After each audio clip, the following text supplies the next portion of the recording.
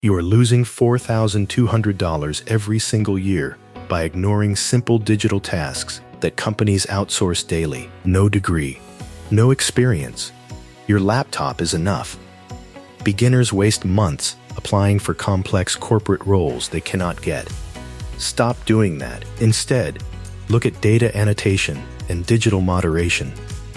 Companies like Outlier pay $22 an hour to train artificial intelligence models by rating text responses. Work 10 hours a week around your current job. That is $220 extra every single week. Over a year, that adds up to $11,440. Another option is search engine evaluation on platforms like TELUS International.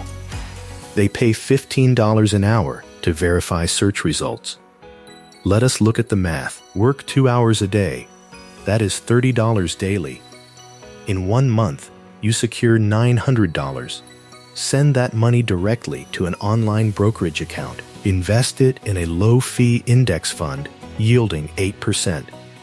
In 10 years, that simple 2-hour daily habit turns into $156,000. It is not about landing a massive corporate salary overnight.